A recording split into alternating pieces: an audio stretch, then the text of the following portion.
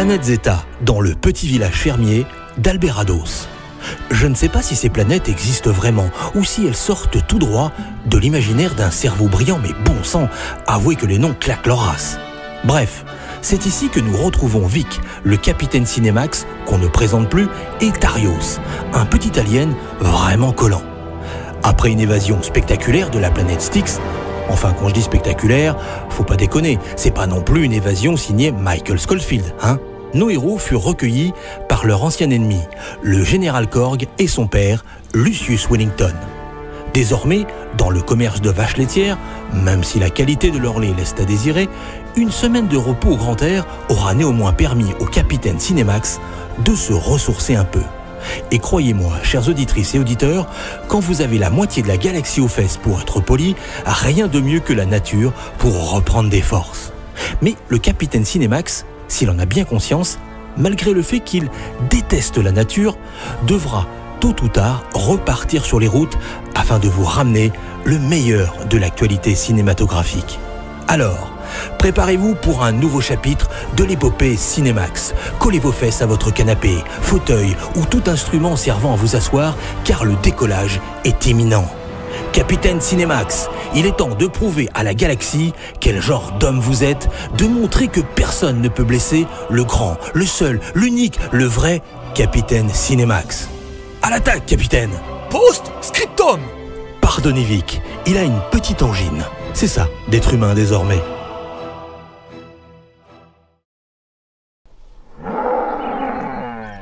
Vous vous êtes finalement attaché à ces vaches? Non, je me demandais juste comment des vaches aussi belles pouvaient produire un lait aussi ignoble. Tu ne trouves pas qu'elles font des étranges? Ah bah c'est pas des vaches terriennes, monsieur. Une vache reste une vache, Vic, quelle que soit la planète ou la galaxie. Elles sont peut-être malades. Ça m'étonnerait pas. Vu le goût de leur lait, j'en ai encore l'estomac tout retourné. Vous voyez, ça fait une semaine qu'on est là. Rectification, qu'on est coincé là. Ouais, si vous voulez. Ça fait donc une semaine, et je crois que je me suis habitué au lait de Lucius et de son goût spécial. Dégueulasse. Mes amis, venez, j'ai des choses pour vous. Les infos de la semaine. On vous écoute, général. J'étais au village d'à côté pour y retrouver un ancien collègue. Je lui ai demandé si la Terre avait envoyé des documents cinématographiques top secret sur Nebulia. Et il m'a donné ceci pour votre émission de cette semaine. Génial!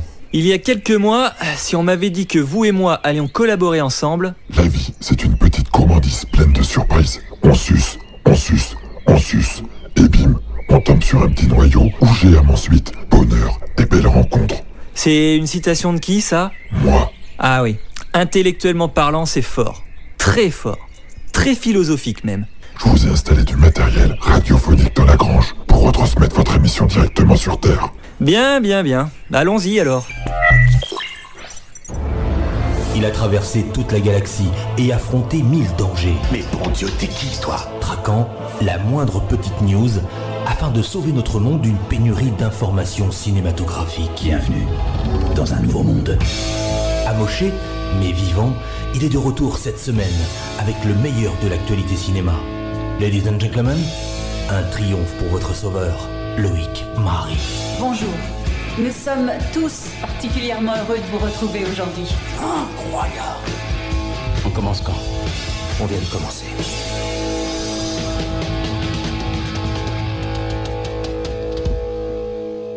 Bonjour à toutes et à tous, ravi de vous retrouver cette semaine pour une nouvelle émission placée sous le signe de l'amitié, de la nature et du commerce de lait. Première info et elle concerne la franchise Jurassic World. Alors que le second opus Fallen Kingdom sortira au cinéma dans moins de 2 mois, on apprend qu'il mettra en scène le 3e et certainement dernier volet de la saga rebootée en 2015. En pleine promotion de Ready Player One, Steven Spielberg a en effet confié à Entertainment Weekly que le cinéaste Colin Trevorrow allait écrire et réaliser le 3e volet de Jurassic World dont la sortie est attendue pour juin 2021. Le bonhomme n'est pas étranger au monde des dinosaures puisque c'est lui qui a réalisé le premier Jurassic World, succès financier avec 1,6 milliard de dollars récoltés et toujours 4e plus gros succès au box-office mondial. Et pour en revenir à Ready Player One, sachez que le scénariste du film, Zach Penn, travaille actuellement sur une adaptation de Rome avec Allspark Pictures qui développe et produit des films autour des marques Hasbro. Mais Rome, de quoi ça parle ? Issu d'une société utopique sur la planète Galador, Rome est un cyborg qui, après avoir vaincu l'envahisseur Dir Race sur sa propre planète, poursuit la bataille sur Terre et sur d'autres planètes. Le remake de Dr. Dolittle, écrit et réalisé par Stephen Gaghan, s'offre un casting vocal 5 étoiles. Cette semaine, l'acteur Robert Downey Jr., qui succédera donc à Eddie Murphy dans le rôle du docteur capable de communiquer avec les animaux, a révélé sur Twitter le casting complet de la production. Intitulé Le voyage du Dr. Dolittle, on y retrouvera donc Tom Holland, Marion Cotillard, Ralph Fiennes, John Cena, Octavia Spencer, Emma Thompson, Rami Malek, la chanteuse Selena Gomez ou Frances de la Tour. Le film est actuellement en tournage à Londres, la sortie est quant à elle prévue pour le 12 avril 2019. Avec plus de 12 millions d'entrées en France, la comédie Qu'est-ce qu'on a fait au bon Dieu de Philippe de Chauveron est devenue en 2014 le 7e plus gros succès français au box-office. Il n'avait donc pas fallu attendre longtemps pour qu'une suite soit officialisée et c'est ce mardi qu'a débuté le tournage du second volet intitulé Qu'est-ce qu'on a encore fait au bon Dieu. L'histoire, Claude et Marie Verneuil font face à une nouvelle crise. Les 4 époux de leur fille, David, Rachid, Chao et Charles, ont décidé de quitter la France pour diverses raisons. Les voilà en train d'imaginer leur vie ailleurs. La suite est attendue pour le 30 janvier 2019. Christian Clavier, Chantal Lobby, Harry Habitant, Élodie Fontan, Mehdi Sadoun et Frédéric Shaw seront bien entendu tous de retour. Après les Oscars et la reconnaissance, les gros contrats. En effet, après avoir raflé 4 Oscars pour La Forme de l'eau lors de la cérémonie en mars dernier, on apprend que le réalisateur mexicain vient de signer un énorme contrat avec Fox Searchlight, une branche de la 20th Century Fox et producteur du film oscarisé. Énorme contrat puisqu'il lui permet de faire absolument tout ce qu'il désire et dans tous les genres, fantastique, horreur, science-fiction, etc. Mieux encore, Searchlight serait même en train de créer un tout nouveau label rien que pour lui. Le deal ne concernerait pas que les projets mis en scène par Guillermo del Toro, mais également tous les longs métrages qu'il parraine. Et le premier film qui sortira de cet accord est Antlers, signé Scott Cooper, dont l'histoire suit la mésaventure d'un professeur qui prend en charge un de ses élèves, enfant à problème et hanté par un secret mortel.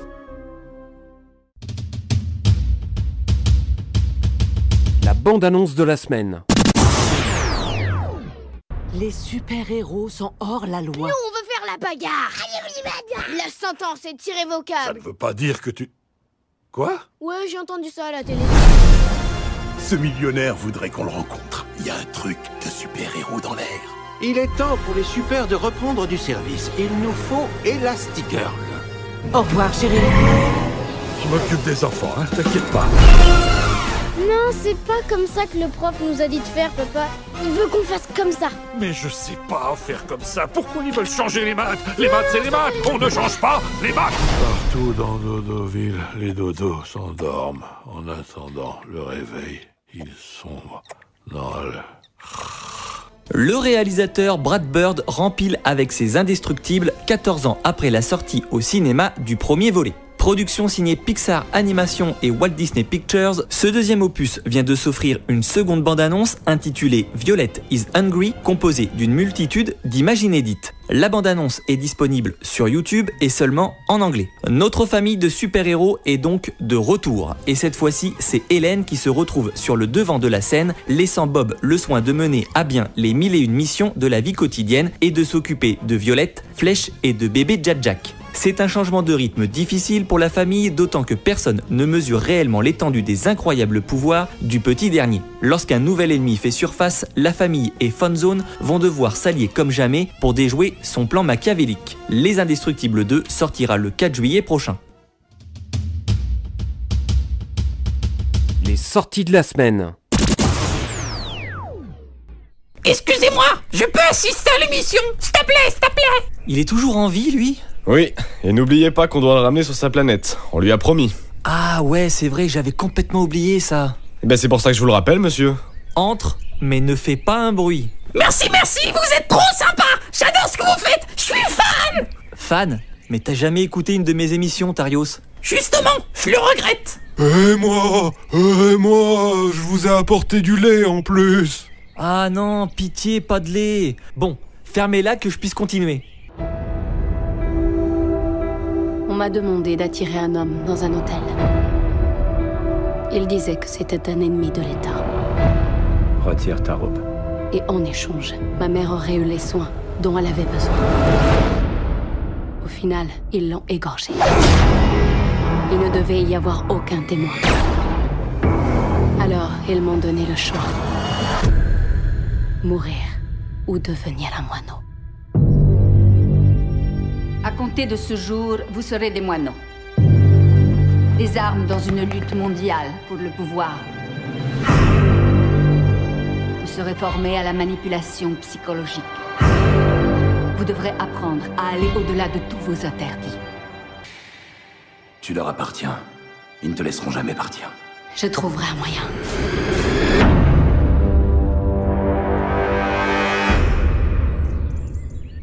Francis Lawrence, réalisateur de Je suis une légende et de la médiocre saga Hunger Games, même s'il n'a mis en scène que les 3 derniers films, revient après 3 ans d'absence avec Red Sparrow, une adaptation du roman de Jason Matthews, Le Moineau Rouge. Le speech: une jeune ballerine dont la carrière est brisée net après une chute est recrutée contre sa volonté par les services secrets russes. Entraînée à utiliser ses charmes et son corps comme des armes, elle découvre l'ampleur de son nouveau pouvoir et devient rapidement l'un de leurs meilleurs agents. Sa première cible est un agent infiltré de la CIA en Russie. Entre manipulation et séduction, un jeu dangereux s'installe entre eux. Au casting, Jennifer Lawrence, Joel Edgerton, Matthias Schoenaerts, Charlotte Rampling, Mary-Louise Parker ou encore Jeremy Irons.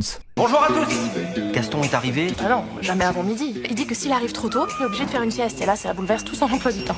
Faut pas vous tuer à la tâche. C'était pas prévu.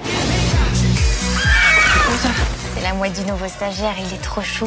Personne ne se balade dans un bureau. Il a remplacé l'alarme anti-incendie par l'alarme anti-bruit parce qu'il dit que le bruit c'est le pire ennemi du travailleur, comme t'as crié. Je n'ai pas crié! Vous voulez pas de temps en temps accepter les règles? Suivre les procédures, respecter les normes de sécurité. La sécurité, c'est rarement sa priorité. Mais enfin, faites quelque chose, Prunelle. On va tout y passer. Si tu ne peux plus aller jusqu'à ton café, eh bien c'est ton café qui viendra, quoi. Trop bien, quoi. Je fréquente mon télésiège. On va plus vite sans se fatiguer. On va tout y passer, un par un, jusqu'au dernier. Après l'échec critique et commercial du film de 1981, Gaston revient sur grand écran, cette fois-ci sous la direction de Pierre-François Martin Laval, comme si le cinéma français avait besoin de ça. BD culte créée en 1957 par André Franquin, cette nouvelle adaptation de Gaston Lagaffe semble être assez spéciale. Gaston débarque au stage au Petit Coin. Avec ses inventions délirantes, il va changer le quotidien de ses collègues. Chats, mouettes, vaches et gaffophones seront au rendez-vous des aventures de notre bricoleur de génie qui ne pense qu'à faire le bien autour de lui, mais qui a le don d'énerver Prunelle, son patron. Les gaffes à gogo de notre empêcheur de travailler en rond pourront-elles éviter que le redoutable monsieur Messmaker rachète le Petit Coin? Au casting, Théo Fernandez, Pierre-François Martin Laval, Arnaud Ducré, Jérôme Commandeur, Charlotte Gabris, Stéphane de Groot et Isabelle Nanty. Éloigne-toi de la fenêtre! Sarah, on n'a pas le choix. Viens falloir qu'on te laisse ici. Hein? Quoi? Non mais dans sa bulle, elle est protégée. Maman! Non, on peut pas la laisser là. Anna, si on reste ici, on va mourir.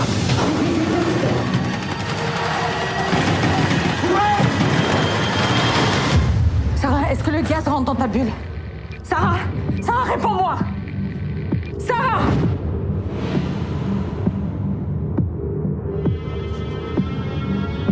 Il y en a partout. C'est à perte de vue.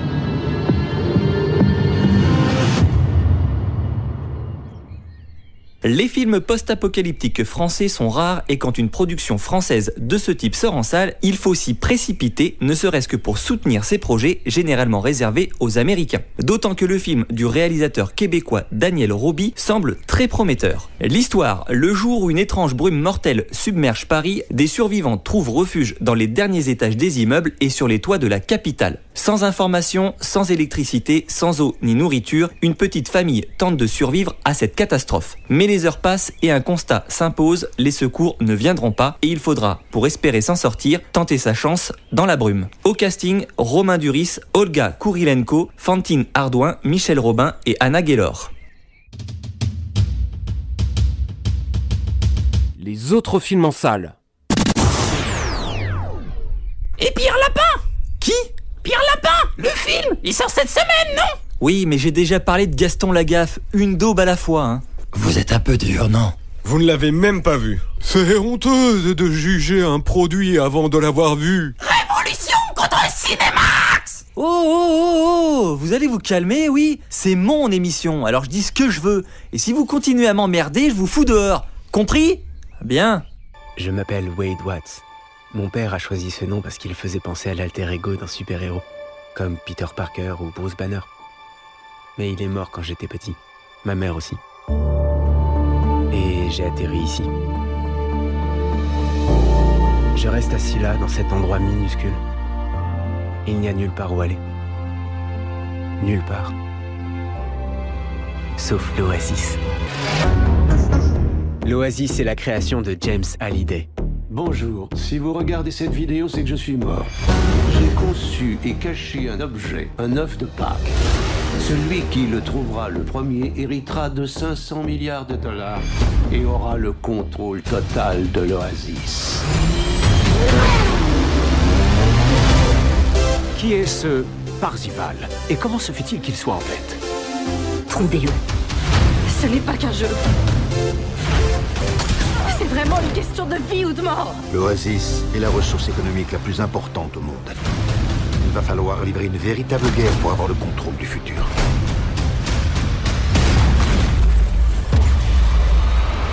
Bienvenue dans la rébellion. Je me suis toujours demandé si les journalistes et critiques cinéma étaient réellement objectifs lorsqu'il s'agissait de blockbusters américains. Quand je regarde différents spots, il y a toujours une sorte de propagande publicitaire insistante, le meilleur film de l'année, époustouflant, une claque visuelle, etc., etc. Et à chaque production hollywoodienne, on a le droit à ces inscriptions énervantes, des inscriptions hypnotiques, comme pour vous dire « Viens gaspiller ton argent pour rentabiliser un film pourri auquel personne ne croit ». Et au final, le long métrage s'avère une déception totale, comme ce fut récemment le cas pour Black Panther ou Pacific Rim Uprising. Je me méfiais donc de Ready Player One, que tout le monde adulait déjà comme le nouveau Messi, quelques semaines seulement après le déferlement médiatique positif du long métrage Marvel Studios. Ah, la belle hypocrisie du 7e art. Et vous voulez mon avis? Oui. Ouais. Oui. Je ne vous demande pas votre avis, c'était une question rhétorique. Ready Player One est effectivement un bon film, mais peut-être pas aussi puissant qu'on le dit. Le premier constat que je dresse de Ready Player One est que ce n'est absolument pas un film nostalgique. Et quand il vient chercher en nous des sentiments enfouis comme celui de la nostalgie, il le fait de façon subtile, nous arrachant une véritable émotion pure à travers un sourire, un souvenir, un désir. Non, le film de Monsieur Spielberg est davantage un hommage à la pop culture des années 80-90, un hommage non pas à une génération, mais à l'humanité tout entière, geek ou non, cinéphile ou amateur de cinéma, fan de science-fiction ou fan de films d'auteur. Tout le monde y trouve son compte dans ce monde virtuel créé par James Halliday. Pour ma part, étant fan d'Indiana Jones, de Lara Croft, du premier Jurassic Park, de la dualité entre l'homme et le monstre que dépeint les films comme King Kong ou Godzilla, mais n'étant pas fan de manga japonais et ne jouant à aucun jeu vidéo comme Halo ou Overwatch, j'ai malgré tout regretté que les références visibles ne soient que trop peu exploitées ou n'apparaissent comme de simples caméos, donnant alors un aspect copier-coller à la production. Alors vous allez me dire que cela vient contredire ce que j'ai argumenté à l'instant. En effet, la nostalgie ou l'hommage ainsi que les sentiments qui vont avec ont un caractère plus immédiat et donc authentique que lorsqu'on s'y attarde plusieurs minutes. Mais c'est ici une question de ressenti et je préfère les références et hommages plus développés comme le film le fait avec Shining par exemple. Dans la scène de course-poursuite et la bataille finale, il y a comme un goût d'inachevé. Pas dans la durée, j'entends, mais plutôt dans la mise en scène. En effet, ces séquences ne laissent pas la part belle aux véhicules ou personnages référencés comme Indiana Jones, Robocop, Catwoman, le Joker, Harley Quinn, Spawn, les Halo et j'en passe. Si la DeLorean du Retour vers le futur, Chucky ou le Géant de fer ont leur petit moment de gloire, les autres n'apparaissent que 3 secondes à l'écran et c'est un peu frustrant. Pour moi, c'est donc le seul gros défaut du film avec quelques petites facilités scénaristiques et une écriture pas toujours réfléchi.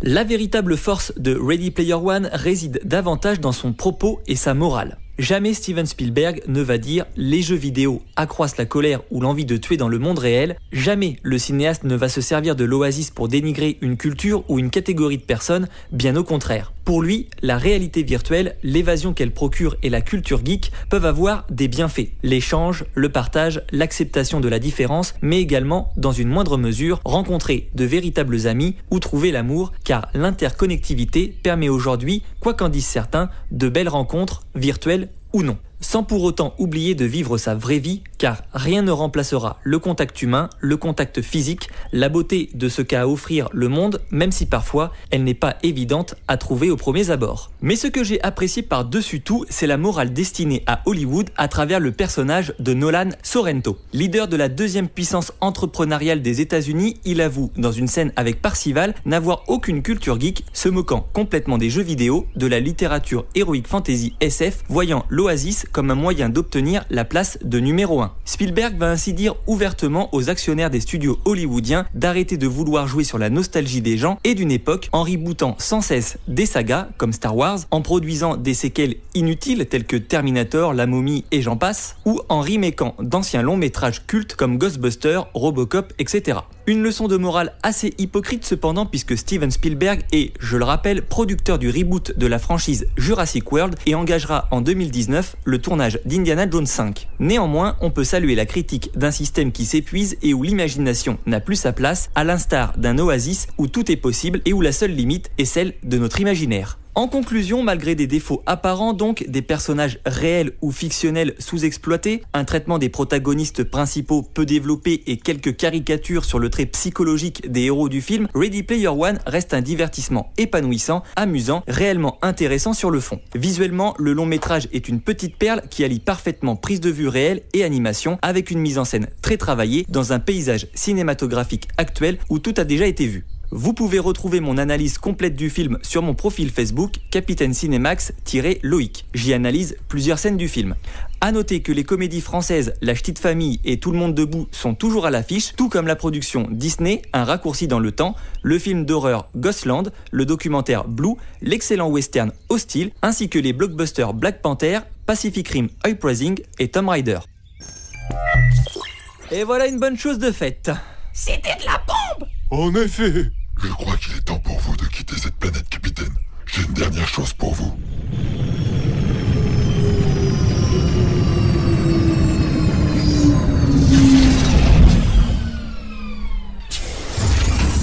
Je vous offre le Power Speed. Merci beaucoup, Général. Je ne pensais pas dire ça un jour, mais vous avez assuré sur ce coup-là. Lucius, merci à vous également. Votre lait est dégueulasse, mais votre hospitalité était agréable. Au plaisir de vous revoir un jour, capitaine. Au revoir, les amis. À bientôt.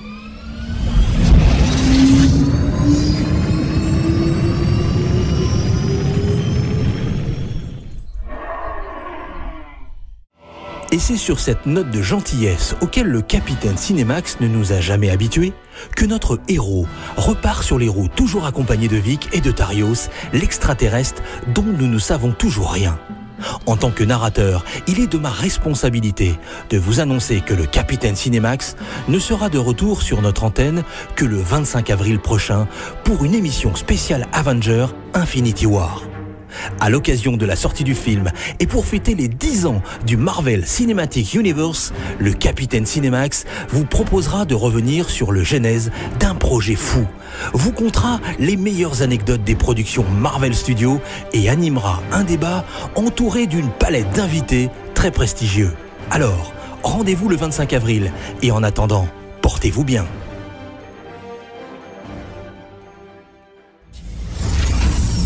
Oh purée, mais c'est quoi ça? Ah non, c'est Lucius, il nous a laissé 4 tonneaux de lait. Je lui avais pourtant dit que j'en voulais pas. Ouais, on pourrait toujours s'en servir comme carburant.